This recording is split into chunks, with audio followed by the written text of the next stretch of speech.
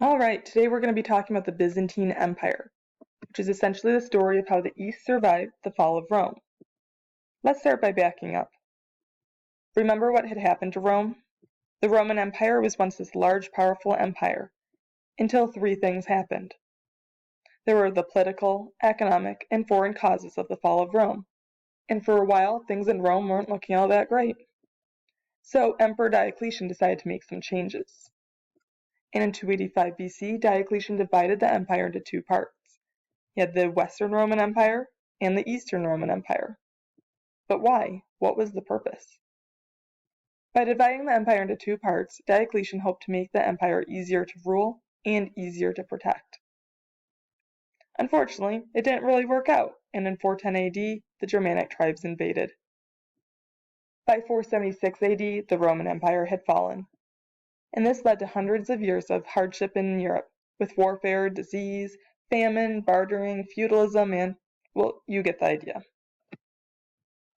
But what happened to the East? Even though the West had fallen, the East survived and became the Byzantine Empire. But what helped the Byzantines survive?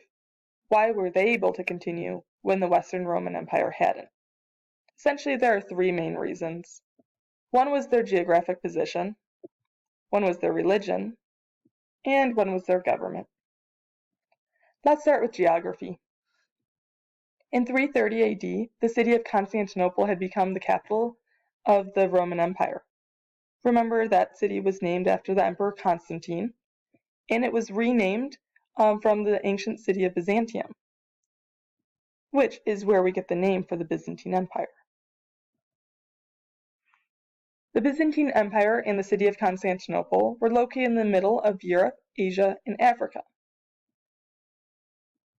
which allowed them to increase their trade, allowed them to spread new ideas, especially to Asia, and it protected them from the foreign invasion, especially from the invasions of the Germanic tribes and farther north from the Vikings.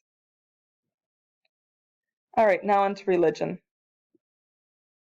Remember, the Roman Empire had been Roman Catholic, which is where you get the name Roman Catholic. But the Byzantines had a few issues with the Roman Catholic Church, so they broke away and developed Eastern Orthodox Christianity. It's easy to remember because this is part of the Eastern Roman Empire. Eastern Orthodox Christianity was known for a few things, and they had a few issues with the Catholic Church, one being that they didn't agree with the authority of the Pope. Remember, the Pope is the head of the Catholic Church. So instead of following the beliefs of the Pope, they had a patriarch as the head of the church. Number two, they didn't agree with the Catholics' use of icons in religious worship.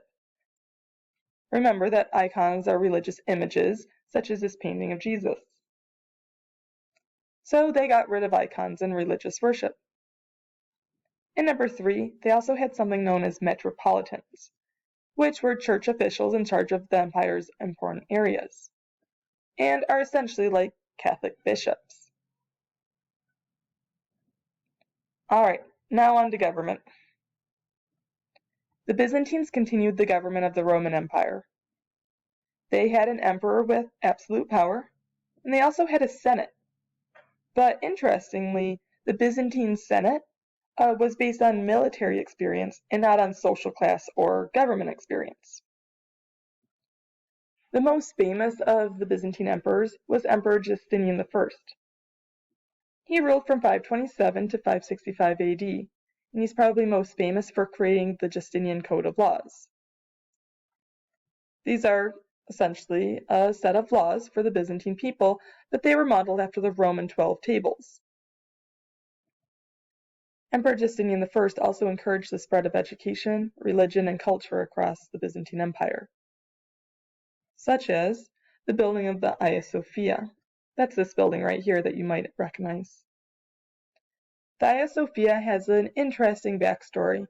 It started out as a church, and then eventually became known as a mosque, which is the place of worship for Muslims.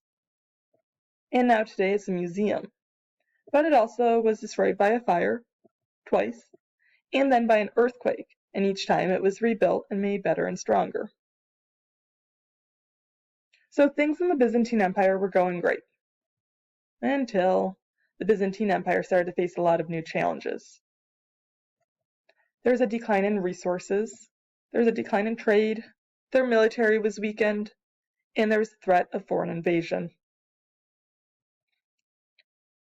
In 1453, the Muslim Turks invaded, and the Muslim Turks were part of the Islamic Empire that was expanding their territory. And this was the last straw for the Byzantine Empire, and that became the end of the Byzantines.